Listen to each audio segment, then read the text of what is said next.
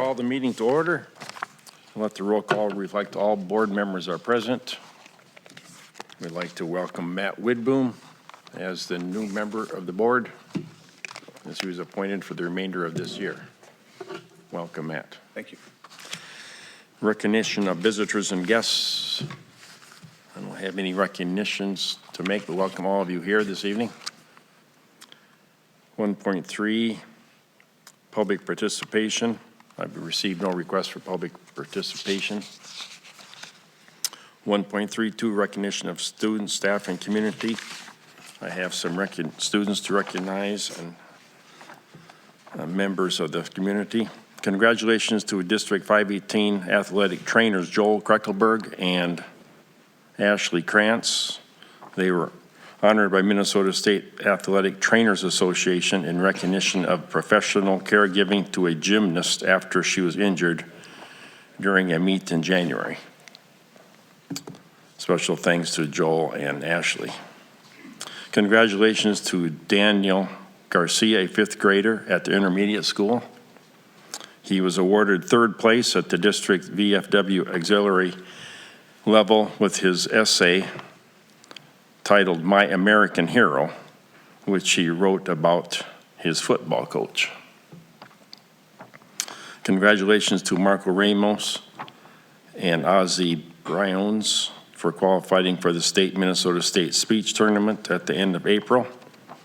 And to the following finalists: Quinn Benz, Angela Daly, Isaac Kinzer, and Mackenzie Platt.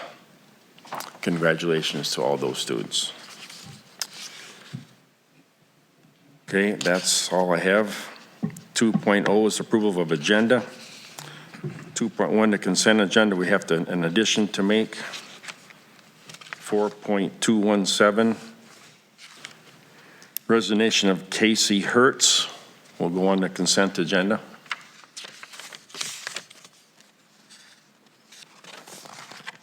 So with that addition, we can approve the consent and main agendas. Chair, I make a motion to approve the consent agenda and the main agenda. Okay, motion by Steve. Second by Tom. Second by Tom to approve the agendas with the addition of 4.217. Any further discussion? All those in favor signify by saying aye. Aye. All those opposed, same sign. Motion carries. Approval of minutes. I move the approval of the minutes of the March 21st, 2023 school board meeting and accept the committee meeting minutes that were included with our agenda or with our packet. A motion by Steve. Second. Second by Adam to approve the minutes 3.1 and 3.2. Any discussion? All those in favor signify by saying aye. Aye. All those opposed, same sign. Motion carries. 4.0 consent agenda. We need to approve the items on the consent agenda. I move approval of the items under the consent agenda. Okay, motion by Lori, Second. second by Adam to approve the items on the consent agenda. Any discussion? All those in favor signify by saying aye. Aye. All those opposed, same sign. Motion carries. 5.0 main agenda, 5.1 monthly financial overview. Dave? Now you should have the revenues and expenditures report through the end of March. You can see the revenue side is trending pretty close to where it was last year at almost 69% for the year. The budget on the expenditures is a little bit higher. There is a budget amendment coming next month, so that will level off at that point, but there have been no unusual or extraordinary revenues or expenses. Okay, any questions for Dave? Okay, hearing none, we'll move on to 5.2, approve second reading of policy 516.5, overdose medication. I move to approve 5.2 for the second reading of the policy 516.5. Okay, motion by Tom. I'll second the motion. second by Lori, to approve the policy, second reading of policy 516. Any discussion? Have any changes been made since the first reading? No. And this Takes is, 3 readings, is it? this is the last reading, right? Correct. Last one, okay. Okay, any discussion? All those in favor signify by saying aye. Aye. All those opposed, same sign. Motion carries. Approve resolutions relating to the termination and non-renewal of teaching contracts. Roll call vote. So this resolution is an annual resolution that we do as part of the overall process for non-renewals or terminations. And then, of course, you will see later in the agenda, there are, no, there's not. I thought there was. Huh? I gotta look.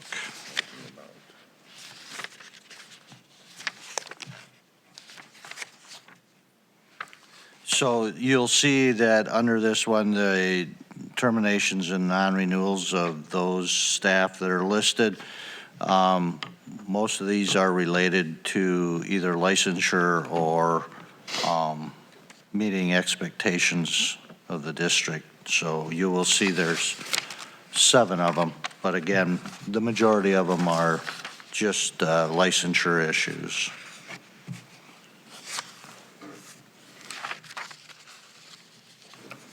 Will any of these be resolved, you think? Pardon me? Will any of these be resolved, or you think before the next school year starts to come back? Well, I do see the potential of a few of them being rehired based on needs.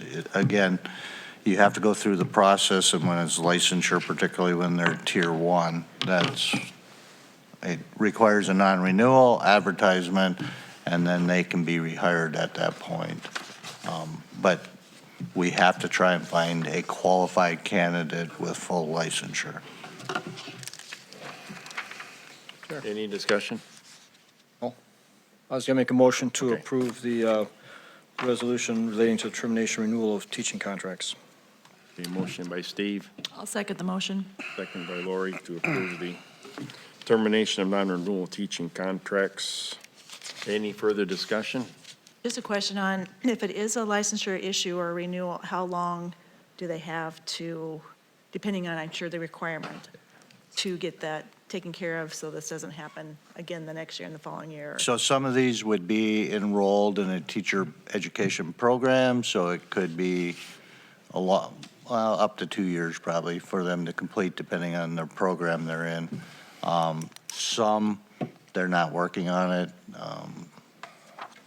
At that point, you know, if they're tier 2 and not working on it, then it's a 2-year, and then they're non-renewed at that point.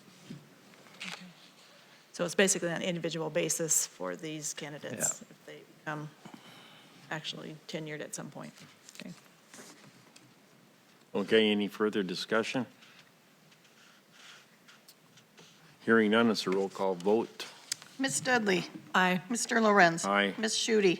Aye. Mr. Prince. Aye. Mr. Bloom. Aye. Mr. Schneider. Aye. Mr. Woodboom. Aye. A motion approved. 5.4, approved tax abatement resolution. Roll call vote. I move approval of the tax abatement resolution. A motion by Adam, Second by Tom. second by Tom, to approve the tax abatement. Any further discussion? All those in favor? No, roll Roll call call. vote. Ms. Dudley. Aye. Mr. Lorenz. Aye. Ms. Shooty. Aye. Mr. Prince. Aye. Mr. Bloom. Aye. Mr. Schneider. Aye. Mr. Woodboom. Aye. Okay, motion carries. 5.5, approve an out-of-state professional development travel request.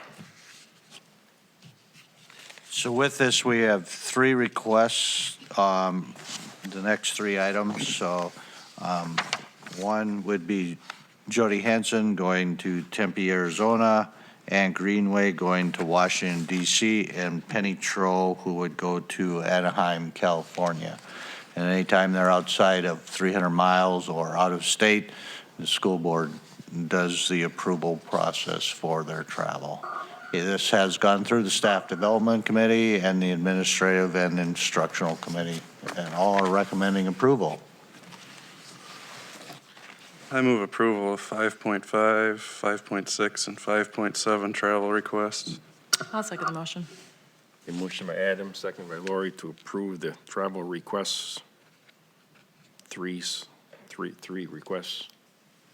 Any discussion? All those in favor signify by saying aye. Aye. All those opposed, same sign. Motion carries. 5.8, to approve a cooperative agreement with Adrian Schools for hockey.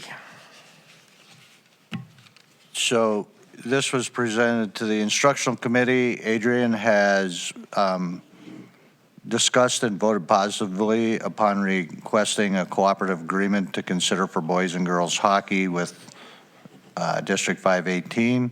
They ended their partnership with Laverne, and they currently have boys and girls in the program of kindergarten through ninth grade in the club hockey program. So they are requesting that we consider approving a hockey cooperative, and a committee recommended approval. What do we get for them coming here to join our hockey program for, like, do we get a fee? So anytime we have cooperative agreements, whatever the total cost of the program, so let's just say it breaks out to $1,000 per student, we bill back based on the number of participants, and this is only in the varsity program. So if you have 20 kids, it'd be 1/20th or $1,000 that would go back. Because my only concern with this was, you know, the word of a new arena on our property has been brought up, and I'm like, well, if that is a possibility, why can't we look at doing a partnership or an association with them? So maybe that's something they got to help pay for instead of it just being the taxpayers of District 518 helping with that. You know, another thing that really kind of gets me with Adrian is, yeah, they're ending it with Laverne, but there's kids that have families that live in our district that are an open road out of our district into Adrian, but now they want to come play hockey here. I know, to me, that's just a little frustrating and a little bit, I'm not in favor of it. This whole co-op thing, we got plenty of numbers in Worthington with the kids, I feel, and I feel it takes playing time away from our kids. I don't think that's fair. We've got the program, as far as I'm concerned. Put your kid in Worthington School District and come play hockey.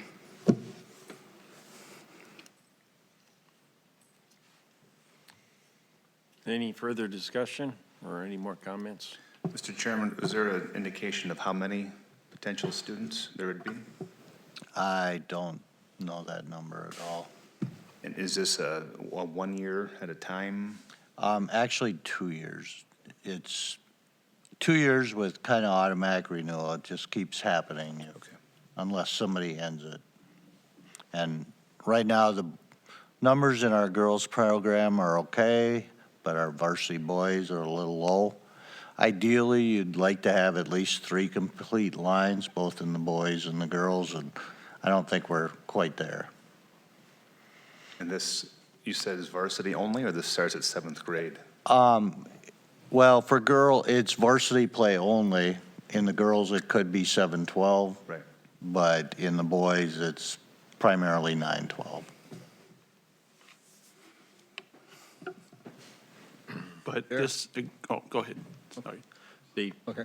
I understand Adam's frustration, and I do share that same concept that, you know, I don't want to be supplanting our players with other students from other districts. You know, I like to also welcome them and include them if it means that we get to field a varsity team. So, you know, I mean, we got to have a balance. I don't want to penalize the kids we have because we don't have enough. because we don't want to have other kids come in and stuff, but I don't want to overload our teams too, where our kids don't have the opportunity to play, because they should be our first priority.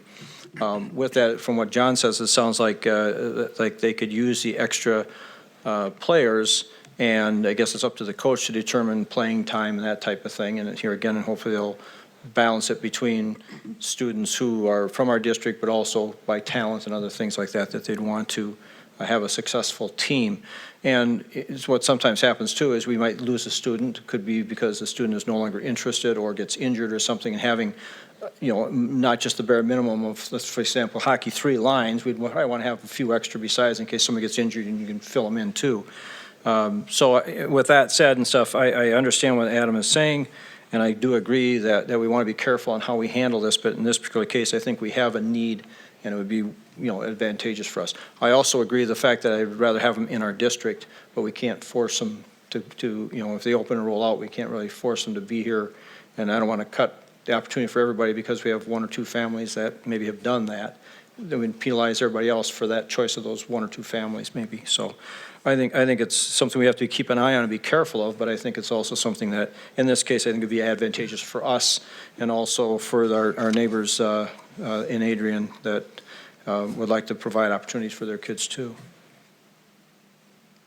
Have the hockey coaches, Go ahead, Aaron. have the hockey coaches weighed in on this topic? They haven't, but typically they've been in favor of these. Okay. Mr. Chairman, I guess I can see both sides of the story of having the extra students enrolled in hockey. And I can understand John's, of how he spreads the cost across all the students, but how do you consider the facilities that we bought when our residents are paying for the facilities, and now we have other schools participating in sports and not paying for the facilities? Any further discussion? Do we have a motion? No. I'm going to make a motion to approve the cooperative agreement with Adrian Schools for the hockey. Okay. And I'll tell you why after we get a second. Second, Woodboom. Okay. Motion made by Lori, second by Matt to approve the hockey agreement with Adrian.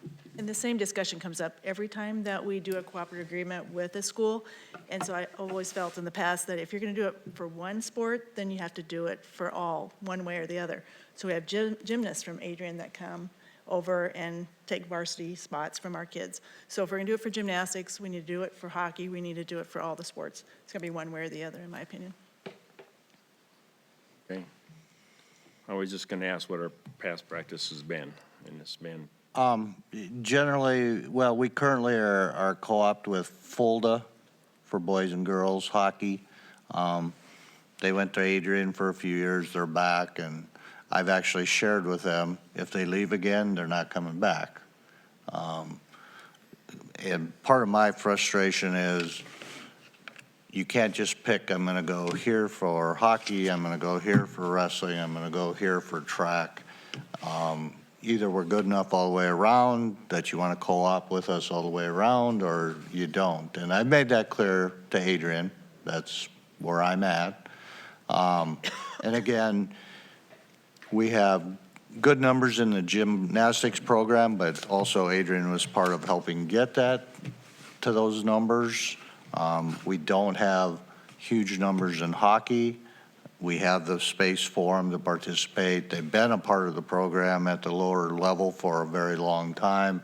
I can't solve the issue of if there's a new facility in the future, and that's part of it. That would be part of the game plan of trying to figure that out. If there ever is a new facility, we did the gymnastics facility because realistically, we didn't have much of a choice at that point.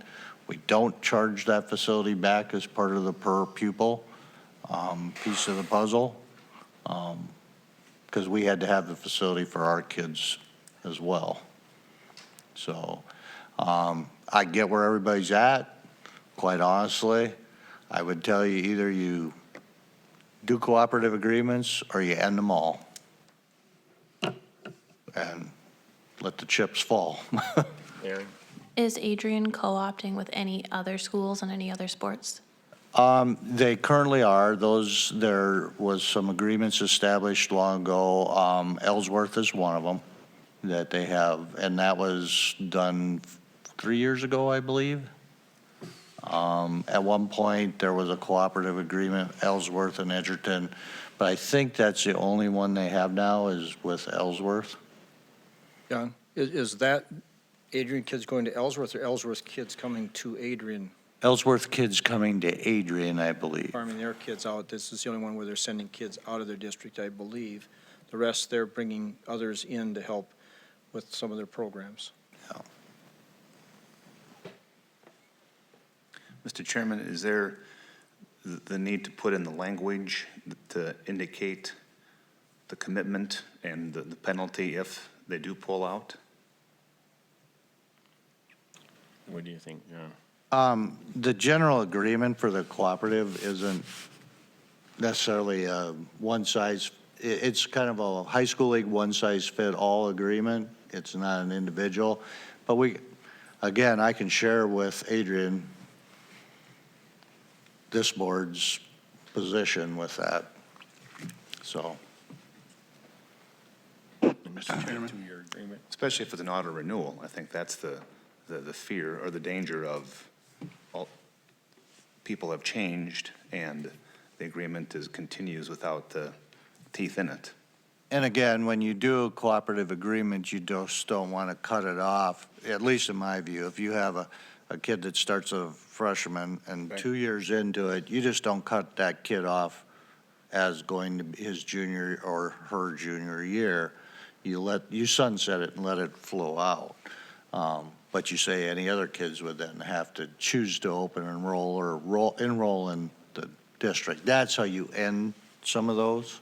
So this agreement is per individual or for team? It's for the school, per team. So if we still had a 2-year, if we have another one come in next year, he could still be cut off at the 1-year period then. So should we look at this as a renewal 1 year at a time? Or do you want to keep it at 2 years? Because They're generally 2 years based on the high school league. It's every 2 years. Not to say that it can't end after 1 year, but. And again, I would vehemently argue with you all that if a kid actually enters the high school, we sunset it and let that kid finish. You don't want to penalize the 1 or 2 kids. That's just wrong in my book. So are they doing that with Laverne? Because I'm sure they've got kids that are in Laverne program that they're ending the co-op with currently. They had one hockey player, that's all that went there, and they graduated a little over a year ago, I believe. So, they didn't have huge numbers. Most of their kids participate in our club hockey. Now, my argument just comes for the lower level, that there's tremendous numbers, and I think it's taken away from our kids, and our kids are our priority, so I ain't gonna favor it. Okay, any further discussion?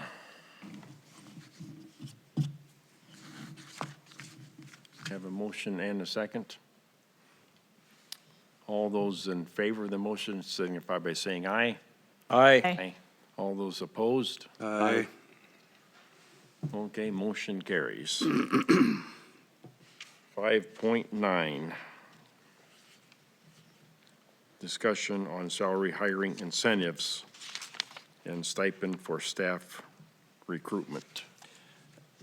So I wanted to bring this up as far as the entire board, looking at potential hiring stipends, or some people would call them incentives.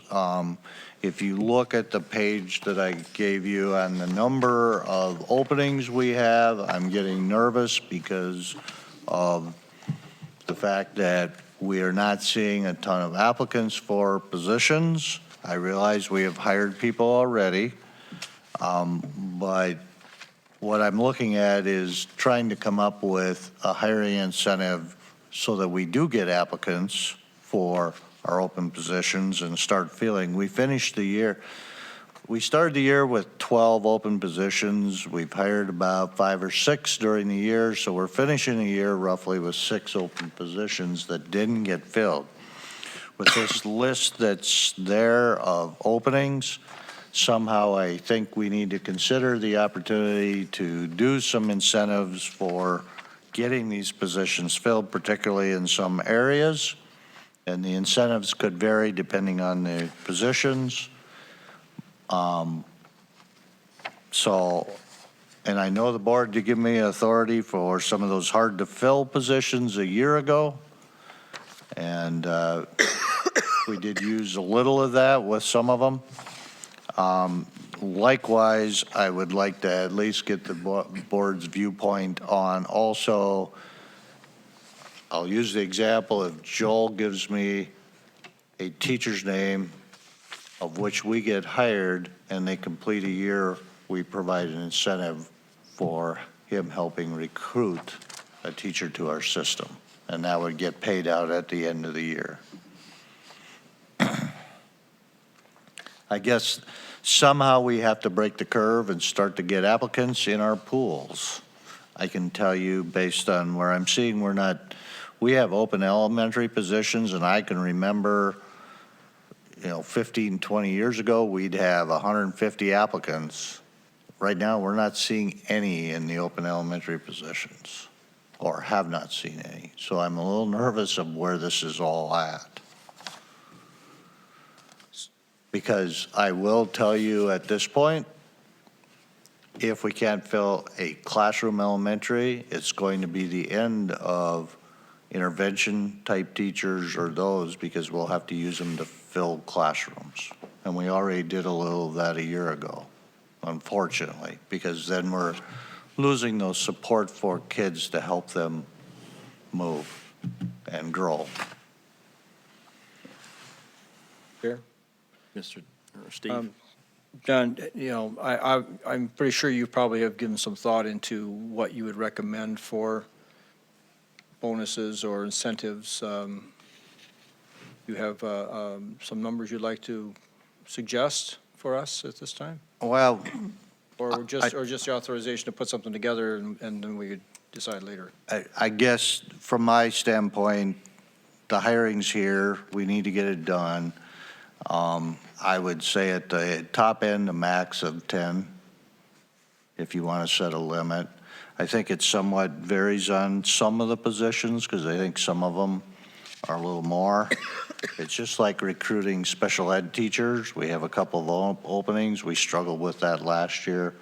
So I would really like to make that an opportunity to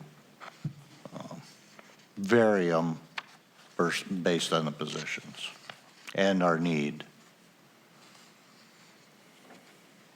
Steve? I would agree that we do not want to get midway or toward the end of the summer and have a lot of positions open. And it's a reality in the world, or at least in the United States anyway, that positions, there's a lot of open positions and not enough people to fill them. And if we're going to be the ones on the receiving end, we need to be a little more proactive. So with that said, I'd make a motion that we authorize superintendent authority to go up to a maximum limit of $10,000 to incentivize applicants and get people hired, and also that we allow a payment for recruitment to people who recommend, staff who recommend teachers to apply to our district.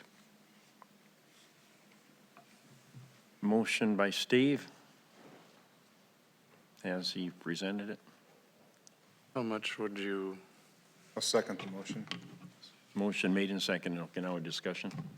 how much would you give somebody that promotes somebody to come here? I haven't landed on a number. I think a minimum probably would be $250, potentially on up to $500. And that's upon successful hiring of the Successful individual, not hiring, just recommending completion somebody of with the that year. Successful hiring and completion of their 1 year, as you. Correct. And that's up to $10,000 based off the level of whatever teaching, or like your special ed teachers are high priority and some aren't quite as much of a priority, so those won't be as much as 10,000, right? Yeah, and it's all going to depend on the actual number of applications. We'll see where it falls.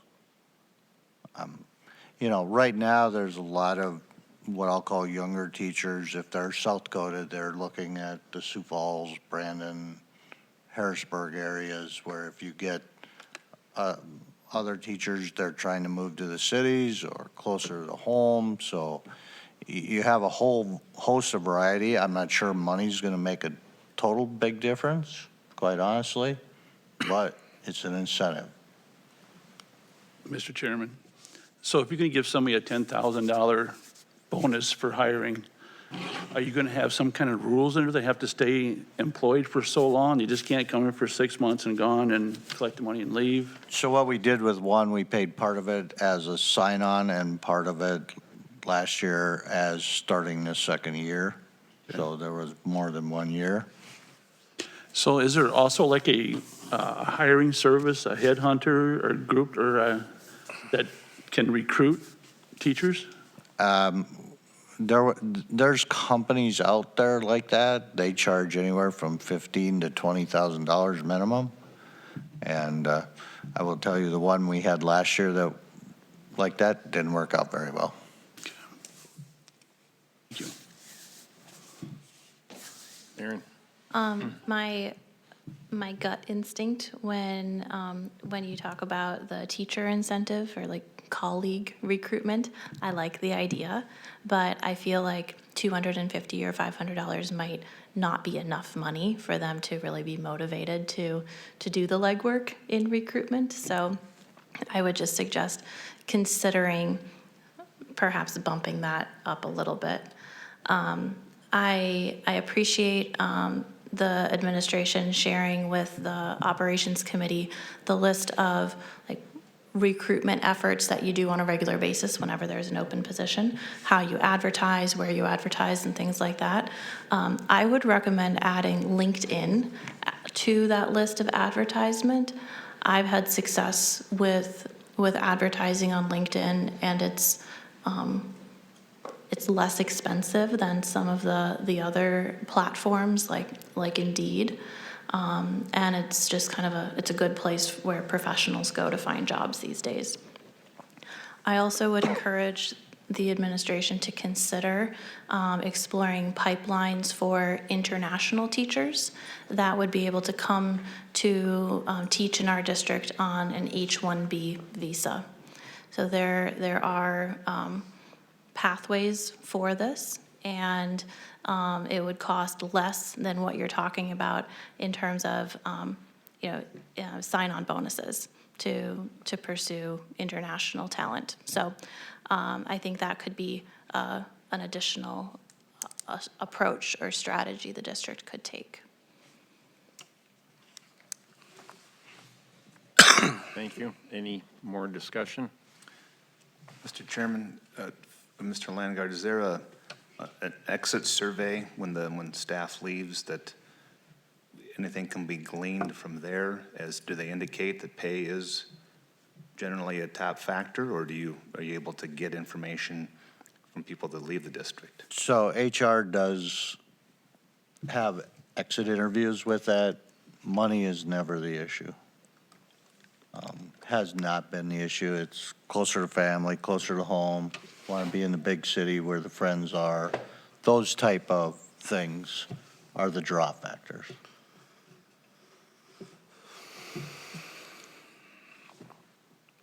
Any further discussion on the As motion? far as pay goes, at Worthington, I think, I'm not on instructional anymore, we were always towards the top certain percentage, weren't we? As far as paying teachers? Yeah, there's only one district in the area that's actually higher than what we pay for starting salary. So how's that going to affect the rest of the teachers, our pay salary scale with the rest of the teachers that are here? Is that going to cause conflict? We're going to end up paying more again for teachers' contracts already on staff? Well, I'm sure it'll I know come it's a up. trick question, John, but it's a Yeah, thought in I- my mind. I'm sure it'll come up, but in reality, also, if we don't get somebody hired, that means teachers end up with overloads, extra students, all those, so it increases their workload. So I got one more question, Joel. Would Aaron like to amend the main motion by increasing the referral amount of money? I don't know if he had any figures I in didn't mind. set a limit on how far up they could go, not the bottom, what little they could offer. So I think it's up to John to make those determinations. I think it was just a suggestion, I think, from Aaron. It's that not in the motion. It's not in the motion saying it's All right. that amounts are set, just saying we're going up to. Okay, So we want to give them leeway to do what they need to do, Tom. as long as we get some unity between referrals, if each employee gets, if. Yep. Consistency, I think. Yes, Yeah. right. Okay, if that clear, John can be in charge of that. Any further discussion on the motion? Hearing none. Is it just you, John, or would it be Josh? Does Josh hire too, help hire? What's that? Does Josh help hire as well? All the principals do the hiring. Josh will help hire administrators. He will sit in when requested by a principal. Okay. Okay, any further discussion? Sure. Steve? Maybe just one more comment. This isn't new. I'm familiar with other areas and stuff that have been doing incentives like this for a few years already, trying to entice people to come. So this is not a new concept. It's just new to us, but not necessarily, or newer to us since we started last year. But this isn't something that's new, a new concept that's been just started now. It's been going on for several years. Didn't we offer some last year, some incentives? Yeah, We did. Had do a few. Yeah, we had a few. So we have done a little bit of it, so. Yeah, exactly. Okay, any further discussion? All those in favor of the motion signify by saying aye. Aye. All those opposed, same sign. Motion carries. 5.10, discussion on esports club sponsorship. so at the instructional committee, I brought up that Dr. Morales had requested that esports become a regular sponsored activity by the district. Currently, it's kind of in that club format. We cover some stipend dollars for the advisors of the program, but it's not a full sponsored program by the board. The Minnesota High School League is currently working towards that becoming a full high school league activity. And of course, colleges around the country have that as part of their programming, and actually there's some major scholarships that are given out to kids that are really good at it. More and more, I know, example, Minnesota West is looking at esports as part of their opportunity for their students. So it's a growing activity for students. Dr. Morales was looking for full sponsorship of esports by the district. We currently have esports, the fishing league and the trap shooting league as club type sports at this point. They have not entered into full sponsorship by the district, which means you have not paid the full cost to those programmings. So the other ones do fundraising or supported in a variety of other forms. So at this point, the instructional committee wanted to bring it to the board for discussion and potentially land on where they want to be for sponsorship.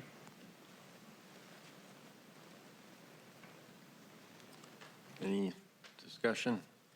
And I will share at the instructional committee, I did recommend leaving it as a club activity for now.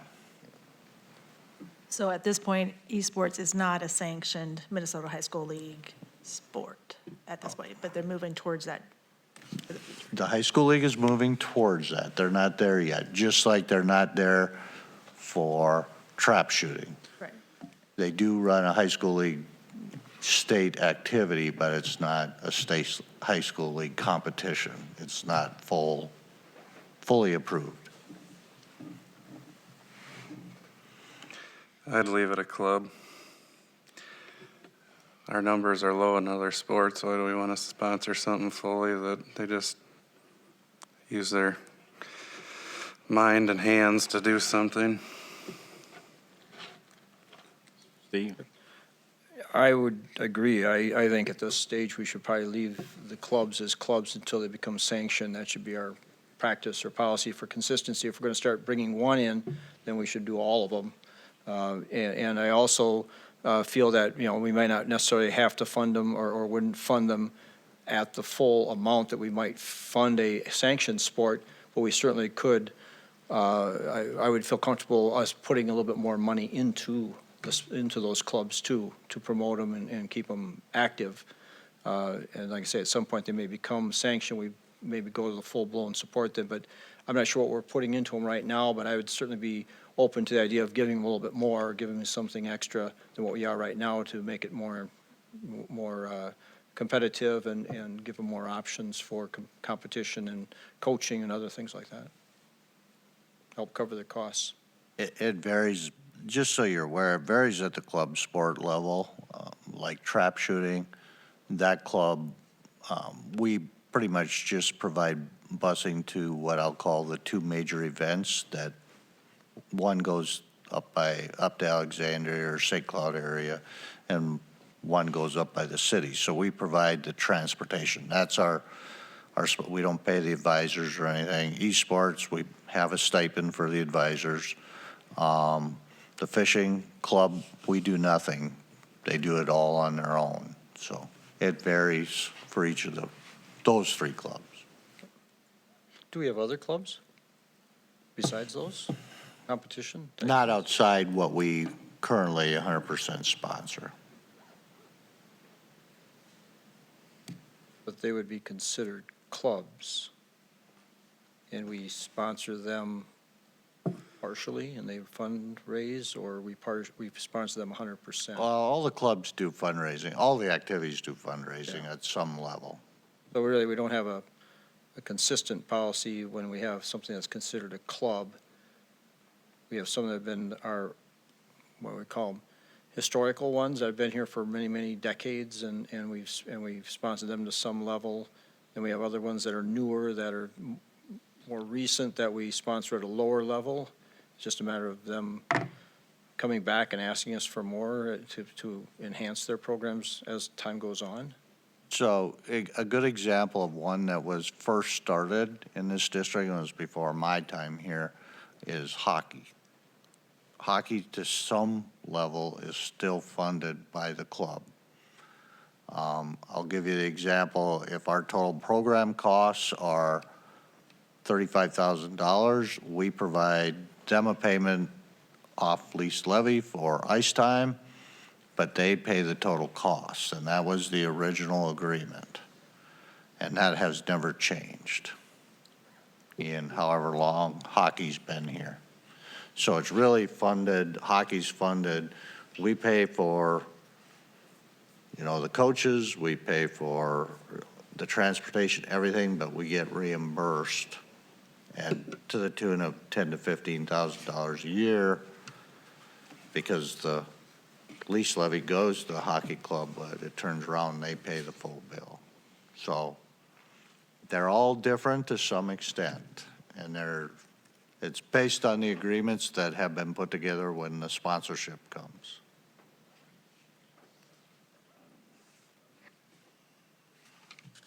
So I'm on the operations committee, and so I don't know if there was like a pitch to instructional committee, but I guess I'm curious to better understand, like what advantages would students have if this was a fully funded program through the district?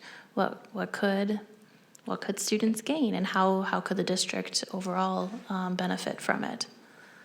I don't think it'll really change the current programming of what's going on right now, because they meet, they do their things, they go to 2 events. I assume eventually that'll grow to more events. But at this point, it's not at that point. I know there's a lot of schools looking at esports and establishing esports at this point, but a lot of them are doing it through a club approach at this time. Do you think it's cost prohibitive to some students in the current structure? Not that I'm aware of.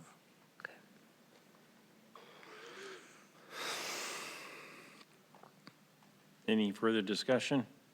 This is just a discussion item, right? It is. But when the high school league officially declares it a sport, it's still going to be up to the district's own I think at that choice to decide if we want to do it or not, right? I think at that point, yes, a district's going to have to decide, are you in under the high school league and you're going to fully sanction that and do it? Or are you going to take the other approach?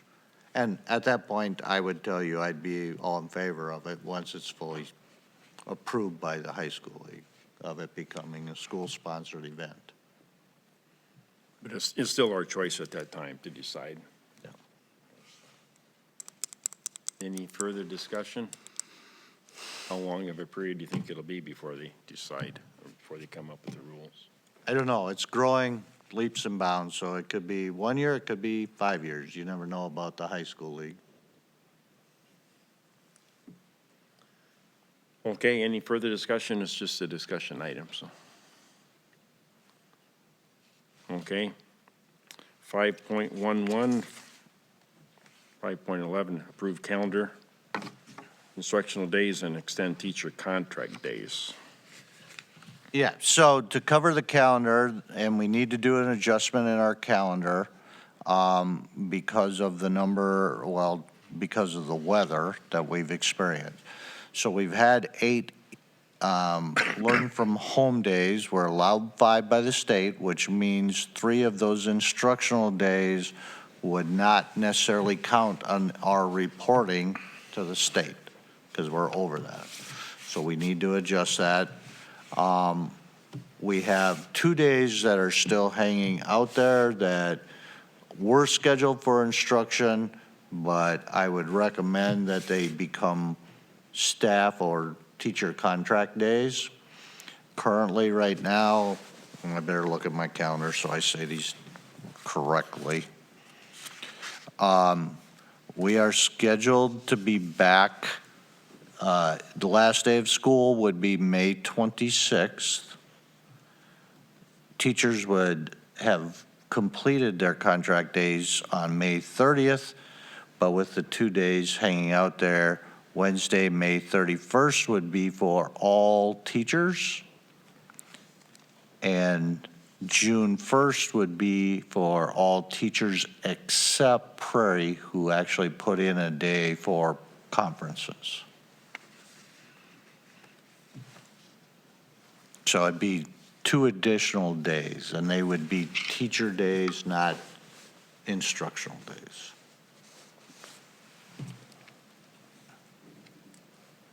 So that would be the recommendation for a calendar adjustment and what we report to the state. So instead of 177 student instructional days, we would actually be down to 172 student instruction days.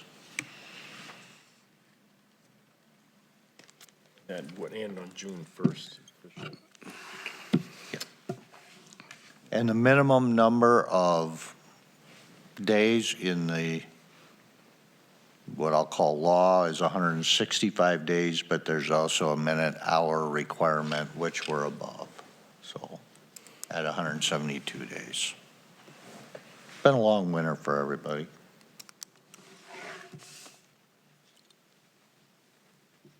I make a motion that we approve the calendar instructional days and extended teacher contract days. Second by Tom. A motion by Steve, second by Tom, to approve the recommended action. Last day being June 1st. teachers, right? Last student day would be the May 26th. Last teacher contract day would be June 1, except for Prairie teachers. Okay. Day's graduation, May May 20. 26th, that Friday. night. Yep. Okay, any further discussion? Hearing none, all those in favor signify by saying aye. Aye. All those opposed, same sign. Motion carries. 5.12, approve phased retirement. So Mr. Morphew had requested to do phased retirement. So basically, we have established a phased retirement agreement that meets PERA standards, and he would be paid strictly an hourly wage, of which he has to work less than 20 hours per week, and there would be no benefits. It's strictly a salary. And this can be up to 5 years, but the agreement is for 1 year and can be reviewed and extended beyond that. But it's district decision at that point. So the agreement has been, Mr. Morphew's reviewed it and agreed to it and is willing to do that. And he is supporting our new accountant that's been hired. So it's a good training time for our new person. And Mr. Morphew will be focusing on completing the ESSER dollars that are there, so those federal dollars, he'll work on that as well as a few other pieces that the new person won't necessarily need to know going into the job. I make a motion to approve the phased retirement for Pat Morphew. I'll second the motion. Motion by Adam, second by Lori to approve the phase in retirement for Pat Murphy. And this starts when then? It actually starts August 1. So August 1 through the first year through June 30th. Okay, any further discussion? Hearing none, all those in favor of the motion signify by saying aye. Aye. All those opposed, same sign. Motion carries. 5.13, approved health insurance contract. Dave's. Yeah, we are required every 2 years to go out for bids on our health insurance unless other certain circumstances are in there, but they're not in our case. So we went out and received bids in March. We received 4 bids. Our current provider is Sanford Health Insurance. And we had 2, what I would say, competitive bids, but as we researched the second bid, the saving part of that is a network that is not really available to any of our employees. And it just didn't make sense to do that because it would have forced them into a different network, which would have been more expensive. So after evaluating it, the recommendation is to stay with Sanford. It's generally about 6.25% increase from this current year. So that's our recommendation, is to stay with Sanford. That's for 2 years, right, Dave? That's 2 years, yeah. Okay, any further questions for Dave? Motion. I make a motion to approve the health insurance contract. Motion by Adam, Second by Aaron. second by Aaron. 6% is kind of normal or average or higher than? or Last year it lower? was 7.5. Well, it's kind of in the range. How much we can do about it anyway. No, it's not our friend, so. That's right. Steve? Yeah, numbers that I've been seeing through the service co-op and stuff have been in that range or higher. You know, obviously, there's some outliers that are lower, but this is a good price, and a lot of the districts and stuff are quite a bit higher than this, so I think it's a good deal for us. Okay, any further discussion? All those in favor of the motion signify by saying aye. Aye. Aye. All those opposed, same sign. Motion carries. 5.14, approve Ryan Swanson, the person to authorize access to the district's banking accounts.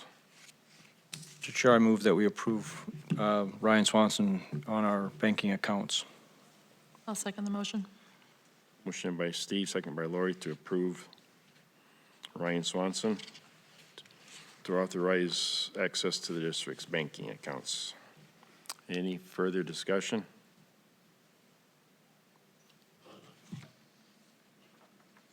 All those in favor signify by saying aye. Aye. Aye. All those opposed, same sign. Motion carries.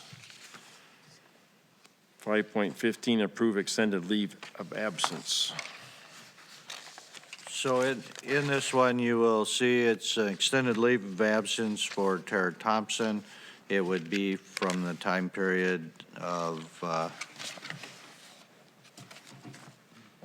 August 1 through November 1, of which at that point she intends to retire. So it's a leave of absence and then retirement. So I would recommend you approve. I'll make a motion to approve the extended leave of absence for Tara Thompson. Motion by Lori, Second. second by Adam, to approve the extended leave request. I haven't saw this much before. Is this something? We've actually done this for a couple other people over the years, so it allows them to get to a retirement date.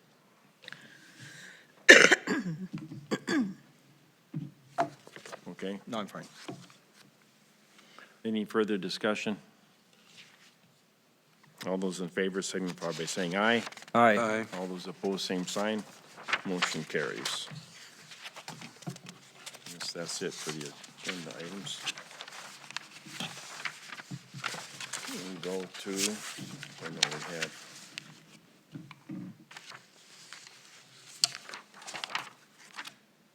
Okay. 6.0, reports, superintendent's report.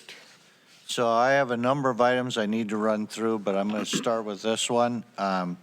We have interviews scheduled for the Learning Center principal on Monday, May 24th, and I'm looking for a board member to sit on that interview. And it would be that morning, so you'd have to plan for about an 8 to noon type thing. Likewise, they plan to do middle school interviews on Friday, April 28th. And I don't have the time frame yet, but you probably plan on the morning. So I need one board member for each interview committee. What's the May date? What is the date in May? 24th. 24th. 4th? It's April 24th, this coming Monday, and then Friday, April 28th. Well, it's April. 28th. Yeah. May 28th? No, April, next week. April, okay. So May 24th and April 28th. April 24th, April 28th. Both are 28th. Both are April? You said Both are I said April. May before. Next week. Both are April. Yep, next week. Monday and Friday of next week.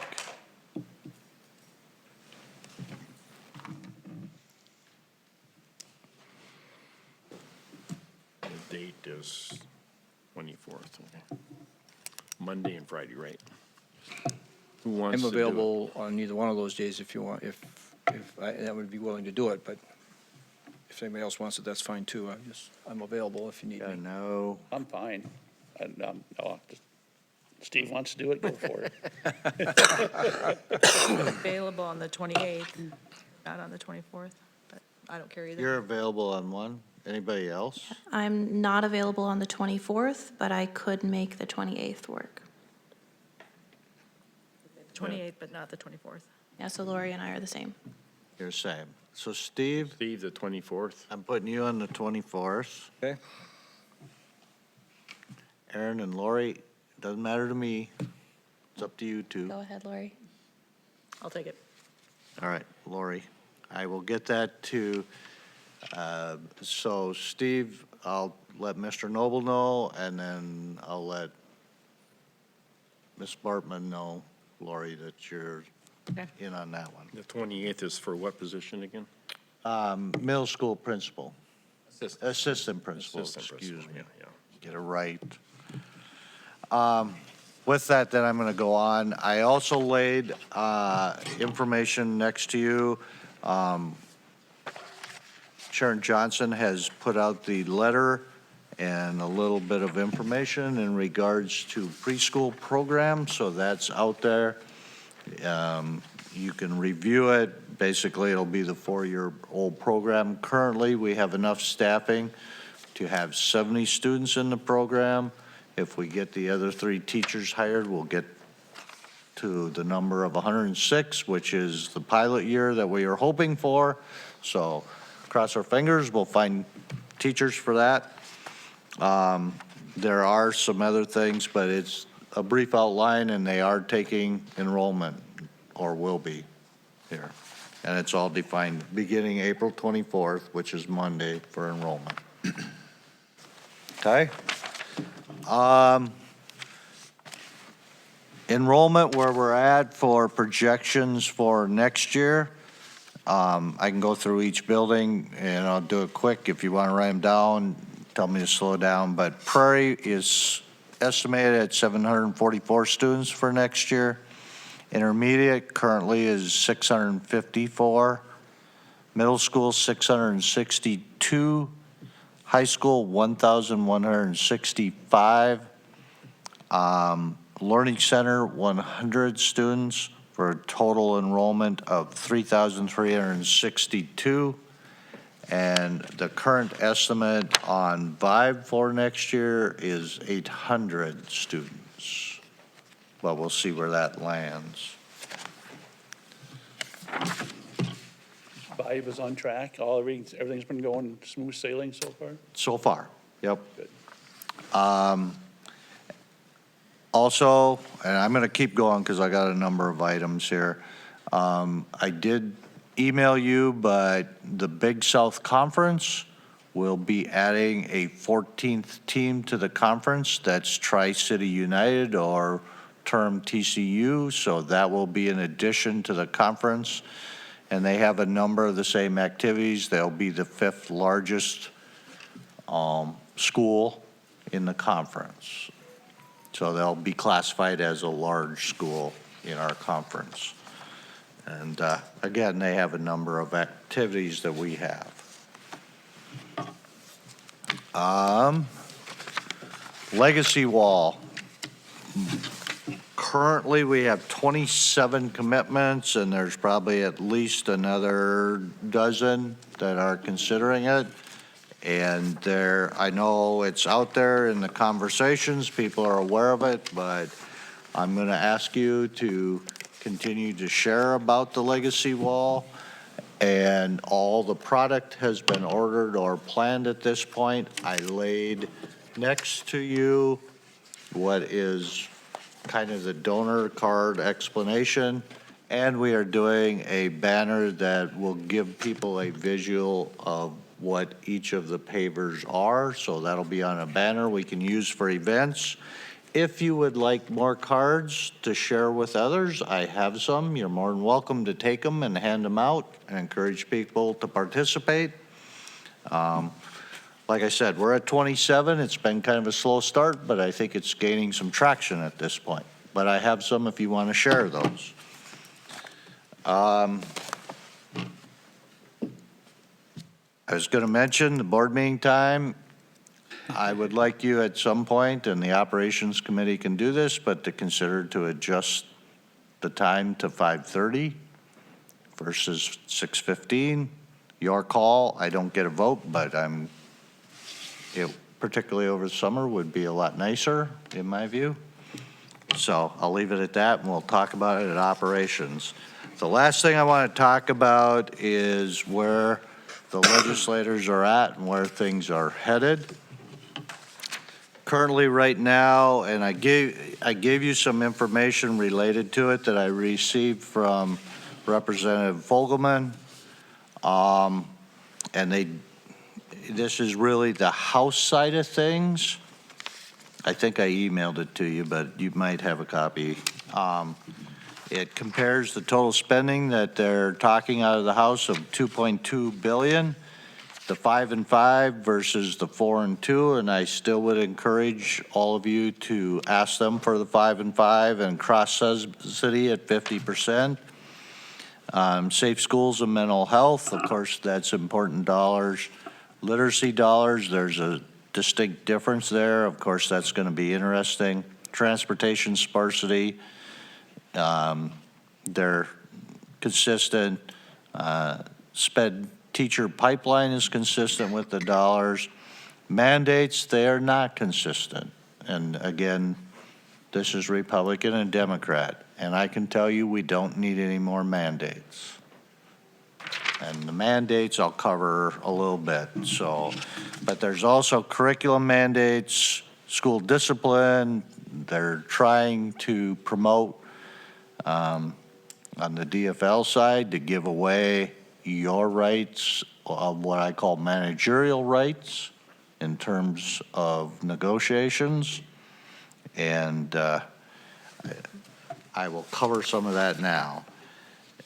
I mentioned that the cross-subsidy, they are looking to increase school readiness, which would benefit our 4-year-old program.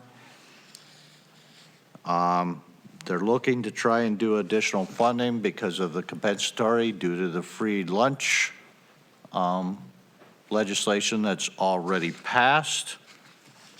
One of the big ones, and I'll tell you this one's huge, the unemployment paying over the summer months to hourly staff.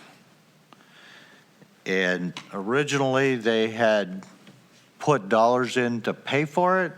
Now they're not going to pay for it. And I can tell you the plan is we'd have to cover that out of our general fund because they will not levy for it. Because nobody in St. Paul wants to be accused of increasing taxes. And a levy would do that. So general fund dollars means it's going to take away those dollars that potentially you would put into salaries. So it's not a good deal. And they're headed down a dangerous road in my book. Likewise, the paid family and medical leave, of which they're promoting health insurance premium increases, cost of living adjustments, and they're looking at 12 weeks of paid time off for maternity, paternity. So that will be there. The terms and conditions piece that they are trying to pass is putting on the table to discuss in negotiations class size, student staff ratio, student testing, e-learning as they term it, and there's a few other things that are in there.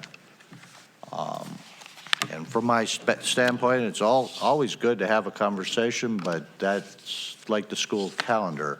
It's your decision to set that school calendar. It's not negotiated. So I'm extremely opposed of giving up any managerial rights, and I think our legislature is really playing in some dangerous territory.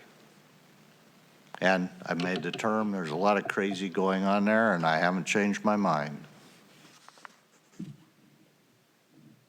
This will make bobbleheads that shake their head yes, then we don't have to come to the meetings, and then you can do it whenever you want. Anyway, I have a lot of frustration with where the legislature's headed, and I will be responding to Representative Fogelman. I would encourage you folks to also respond to her, that you're not in favor of a lot of this stuff going on. Mr. Chairman, a question, when you talk, when we do talk to our lawmakers, do you have a dollar amount, like on the summer unemployment pay, or anything like that? You can maybe email us so we could be specific on impact to our district? The so-called summer unemployment, zero. That shouldn't be offered. But if it was to pass, you have a way to Our figure cost. what our impact would be to, What our cost is, I don't have them right now, no. I think that would be impactful that we could share with them. It would mean X amount out of our levy. I mean, I think we have to have a dollar amount to be specific. I can try and figure that one. Yep, thank you.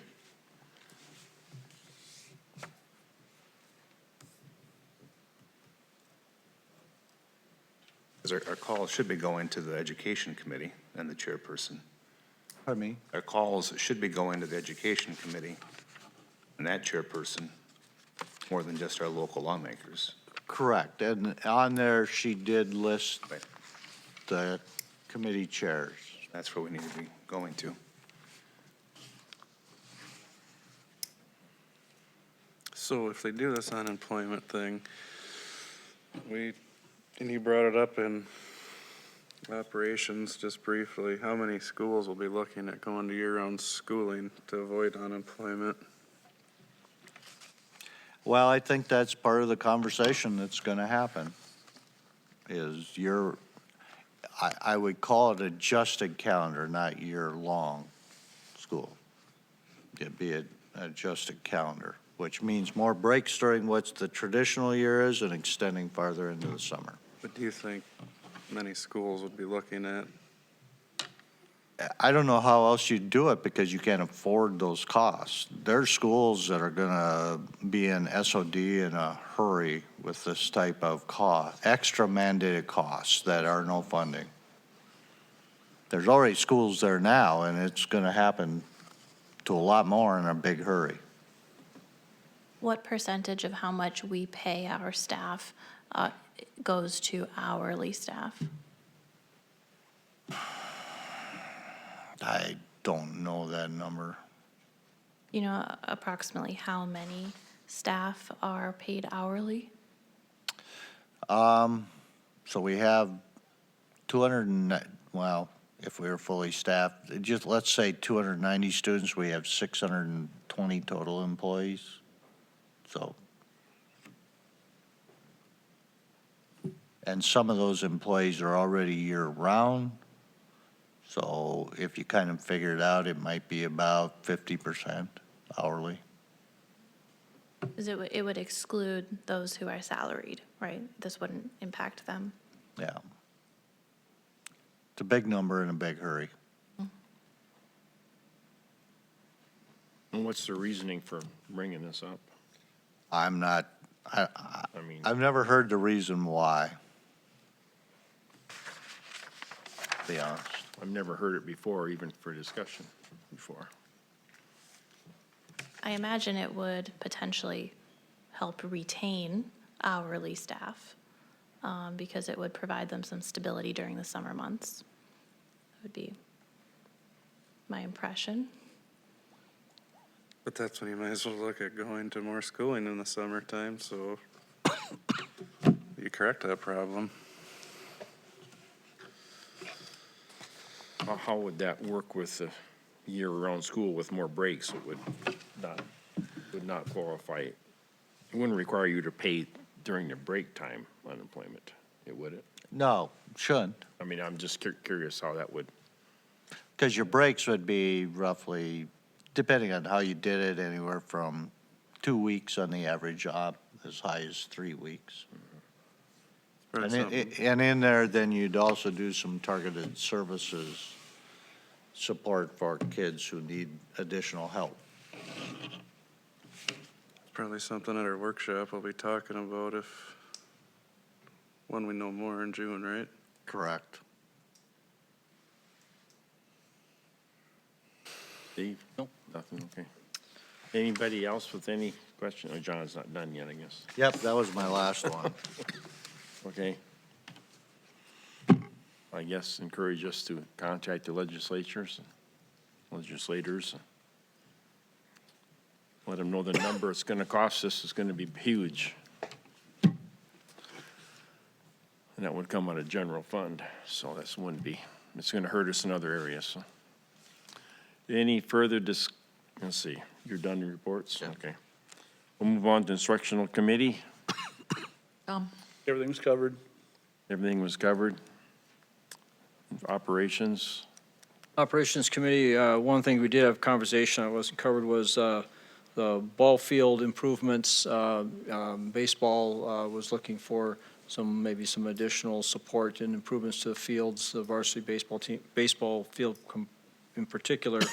But as we discussed that, we pretty much just said that that's probably going to be something we'll throw in and have discussions with at a work session sometime in the near future, when we talk about the investments in the other ball fields, the other soccer fields and other things like that we're going to be spending money on. And we really wouldn't want to get into that discussion until we find out what the legislative session comes out and what those costs will be to us and what funding we may have available to put into field improvements. So that was something that we had some discussion on that wasn't in the agenda tonight. Were they gonna be put on operations next month? Yeah. Okay. okay. Any further discussion or any further reports? No other reports? Any other business? We haven't set a work session yet. We'll wait to a later point for that. Okay, any other business? Hearing none, the meeting's adjourned.